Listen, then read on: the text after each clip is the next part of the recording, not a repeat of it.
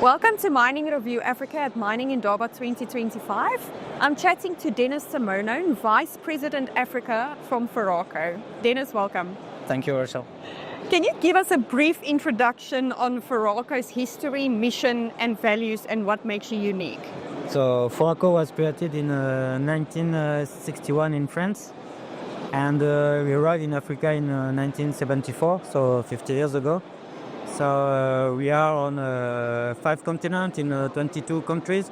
We are more than 3,000 employees worldwide. And our value is that we try to provide innovation solution for our customer, okay? And delivering service with integrity, innovation and involvement, okay? So in mining sector and also water well drilling. Okay. Can you tell us about your most recent challenging mining experiences in Africa? Yeah, so last year we realized the first deep core project in West Africa. So it was in Senegal with Managem on the Arboto prospect. So we drilled at 1,000 meter, 1,002 meter, sorry. Okay. And it was with at least less than 3 degrees deviation. Without using correction technology. So it was our deepest borehole in coring in West Africa. So it was like a success for us. We did 3 holes like that. We have old experience also in a great control RC project.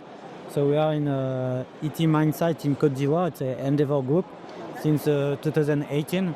And currently we have 5 weeks working, and our contract ran until June 2027. Okay, we signed a new contract last year with them, and we work more than 1.1 million hours, working hours, without any LTI since the beginning of the project. Okay. So we are really enjoy with that. And also, so Foraco, when we came in Africa in 1974, it was for water drilling, and so it's at the end the beginning of a job in Africa, let's say. So we are like a reference in West Africa in water drilling. So we drilled a deep hole in Niger, for example, at 1,000 meter in 12 quarter and half. So for water supply of people. We drill also a large diameter borehole in Côte d'Ivoire, for example, at 150, 300 meter in 24 inches. And the other thing also we did is a large water program for population all over the country, and sometimes with project with more than 900 water borehole to drill. Okay. How do you deal with projects in countries where you don't have a permanent basis? Is this the case for Central and Southern Africa? Yeah, in fact, so what we do when we don't have equipment on site, or if we never go into the country, we can deal with our customer and use their facility and their organization, and so we come with our equipment, with our staff, and do the job until their management, let's say.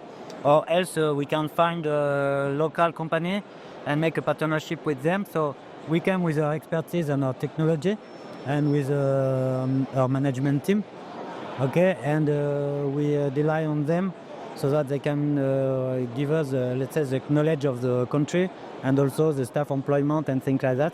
So it's a different approach that we can have in each country. But I think that now, as we saw with the local content all over Africa, let's say, the most simple things is to do with a local partnership, because at the end they will do the job and we will be there to help them to do the job. Okay. What is your strategy for expansion in Africa, and how do you adapt to the local content laws in vogue in West Africa? So currently we are just working in West Africa, okay?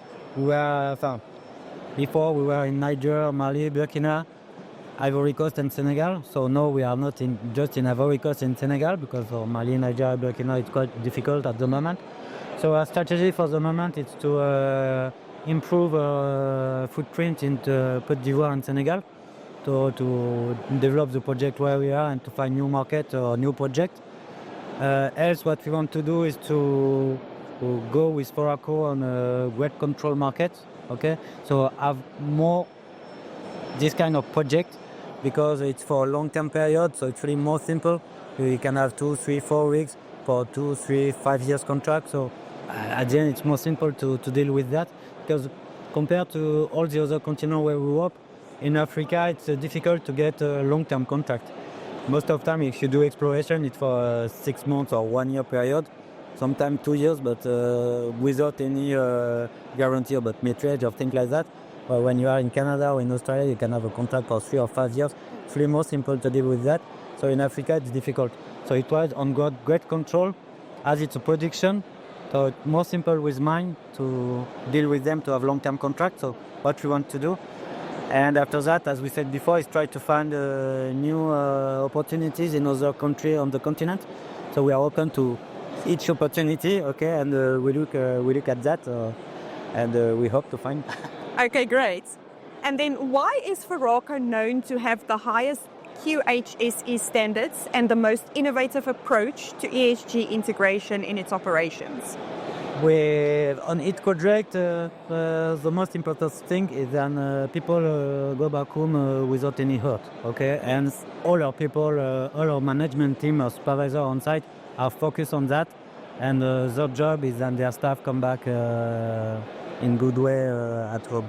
So for that, we have a huge HSE policy, let's say, okay? And all our management team is focused on that. They know how to do, they know how to work with people. And we make lots of training of our people for that. So it's why we are proud to have good results in terms of safety. As I told you, 1.1 million hours without any LTI, it's like very good for us. And so it's why we are really focused on that, and we can say that we have quite good results, and people understand all that thing and are focused on that. So that's a good thing, and our customer, I think, like our approach about HSE. And regarding the ESG, so we are based on the United Nations 230 program, okay? So we start to follow ESG trackers since 2021, so it's available on our website. And so it's we want to give better things to the future generation. So it's why we focus on all that trackers. And now let's say that we start to follow that since 4 years now. And now the thing is that, okay, now we have the data, so we know where we go. So just following the data, that means that we start to decrease some consumption of carbon, etc., etc. And now we have the data, we know how to follow them. And so now the goal is to know how to do to decrease them. Okay, so there's some part of the job where it can be quite simple, or the other part, so it shows that we are in drilling sector. So for sure we use a lot of fuel, so it's a lot of carbon, but at the end of the day it's quite difficult to decrease that, so you have to find the best solution to decrease that. And so it's a good challenge, and even when we make some committee direction meeting, etc., there's lots of brainstorming and say, okay, how can we do? And that's quite interesting, and it's why it's on what we are focused now, okay? And so it's something which is really interesting, and it's why we try to find new equipment with less consumption of fuel, and after that other thing that we can do to improve capacity with people, and also to be there's a part with environment, let's say, but there's also the how we deal with the community, with the staff, etc., etc. So for that it's okay, because as we said, we are in Africa since a long time, so we have people who are with them since a long time ago also, and so for that we have a good result, and we are in line with all the local regulation, etc. But we want to we want to develop a partnership with them, etc., etc., and it also meets with local content, etc. So it's an interesting part of the job also. Of course. Well, Dennis, thank you so much for joining us. Thank you.